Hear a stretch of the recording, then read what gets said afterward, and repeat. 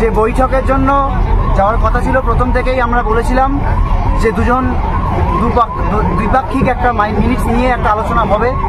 আমরা গিয়েছিলাম, সেখানে আজকে দীর্ঘক্ষণ একটা আলোচনা হয় এবং সত্যি কথা বলতে কিছু অংশে আমাদের যে বিশাল আন্দোলন, আমাদের যে জুনিয়র ডাক্তারদের আন্দোলন এবং তার পেছনে মানুষের সমর্থন, সেটা আমরা মুখ্যমন্ত্রীর কাছে পৌঁছাতে পেরেছি এবং সেই জায়গায় দাঁড়িয়ে তিনি প্রাথমিকভাবে কলকাতা পুলিশ কমিশনার বিনীত গোয়েলকে সরিয়ে দেওয়ার একটা আশ্বাস তিনি দিয়েছেন এবং স্বাস্থ্য ভবনের ক্ষেত্রে যে দাবিগুলো আমরা রেখেছিলাম ডিএমই এবং ডিএইচএস তাদেরও একটা সরিয়ে দেওয়ার একটা আশ্বাস আমরা পেয়েছি। কিন্তু এই যে প্রত্যক্ষ এবং পরোক্ষ তথ্য প্রমাণ লোপাট এবং দুর্নীতি হোক এবং এই থ্রেট হোক, সিন্ডিকেট হোক, তার যাদের একটা প্রশ্রয় হয়েছে সেই প্রিন্সিপাল হেলথ সেক্রেটারি, সে বিষয়ে কোনো সিদ্ধান্ত তিনি নিতে পারেননি। এছাড়াও আমাদের সেফটি সিকিউরিটি বিষয়ে তিনি কেবল একটা টাস্ক ফোর্স গঠন করবেন এরকম একটা কথা বলেছেন, কিন্তু আমরা স্পষ্টতই জানিয়েছি যে কেবলমাত্র একটা টাস্ক ফোর্স গঠন করে এই সমস্যার সমাধান নয়। কেননা সেফটি সিকিউরিটি সংক্রান্ত বিষয়ে আমরা যে জিনিস বলেছিলাম যে শুধুমাত্র বাইরের জিনিস নয়, বাইরের থেকে সিকিউরিটি নয়, যে ইন্টারনাল থ্রেট, এই যে সিন্ডিকেট রাজ, মাফিয়া রাজ, গুন্ডা চক্র, দুষ্ট চক্র, তাদেরকে একটাভাবে উপরে না ফেলতে পারলে তার জন্য প্রয়োজন একটাভাবে গণতান্ত্রিক পরিষদ তৈরি করা। সেই বিষয়ে একটা আলোচনা পথ ওপেন হয়েছে, কিন্তু সেই নিয়ে কোনো কথা কিন্তু খুব বেশি দূর এগোয়নি। আমরা ফার্দার ডিসকাশনে পরে বুঝতে পারি এরকম একটা কথা হয়েছে।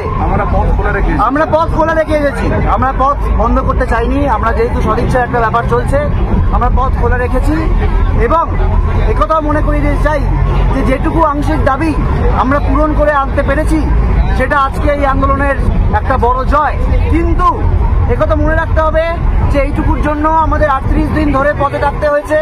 আজকে আমরা স্বাস্থ্য ভবন সাফাই অভিযানে যে গিয়েছিলাম সেটাও আমরা সম্পূর্ণ করতে পারিনি। আজকে এই অবস্থায় গিয়ে আমরা ধর্ণা মঞ্চে ফিরে যাচ্ছি, বিক্ষোভ মঞ্চে ফিরে যাচ্ছি। সেখানে গিয়ে সমস্ত কলেজের যে জুনিয়র ডাক্তার, যারা আন্দোলনরত জুনিয়র ডাক্তার এবং যারা সাধারণ মানুষ আমাদের পাশে রয়েছেন, তাদের সাথে একটা আলোচনা করে তারপর আমরা, এবং অবশ্যই আমাদের নজর থাকবে আগামীকালে সুপ্রিম কোর্টের শুনানির ওপর, এবং অবশ্যই যে কিছু আলোচনা হয়েছে সেই আলোচনা যতক্ষণ না বাস্তবায়িত হচ্ছে সেই বাস্তবায়নের ওপরেও আমাদের নজর থাকবে যে কতক্ষণে, কতদিনে এই বিষয়টির একটা বাস্তবায়ন হয়, সেদিকেও আমরা তাকিয়ে রয়েছি। আজকে মাননীয় মুখ্যমন্ত্রীর সাথে ওয়েস্ট বেঙ্গল জুনিয়র ডক্টর্স ফ্রন্টের যে বৈঠক ছিল, নানান টালবাহানার পর এই বৈঠক সম্পন্ন হয়। আমরা এই বৈঠকে ওয়েস্ট বেঙ্গল জুনিয়র ডক্টর্স ফ্রন্টের রিপ্রেজেন্টেটিভ ছিলাম। এই জায়গা থেকে মাননীয় মুখ্যমন্ত্রী কিছু সুনির্দিষ্ট প্রশ্ন আমাদের কাছে রাখেন। 5 দফা দাবি নিয়ে আমরা ডিটেলস, আমাদের যে দাবি, কেন আমরা এই দাবি করছি সেই দাবি নিয়ে বিস্তারিত আলোচনা করি। আমাদের দাবি কেন ন্যায়সঙ্গত সেই জায়গাগুলো আমরা পরিষ্কারভাবে রাখার পর তিনি মনে করেন ডিএমই, ডিএসএইচ এবং সিপি স্যারকে তিনি ট্রান্সফার করবেন।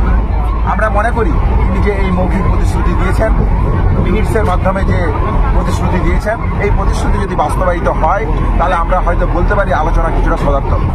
তারপরেও বলতে চাই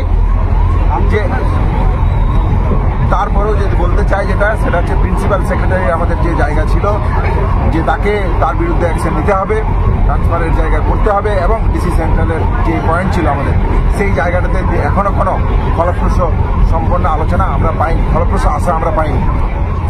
রিগার্ডিং সেফটি সিকিউরিটি এবং বিভিন্ন কলেজে আরটি এবং স্টুডেন্ট ইউনিয়ন তৈরি করার যে প্রসঙ্গ, এই প্রসঙ্গ নিয়েও আমরা আলোচনা করি।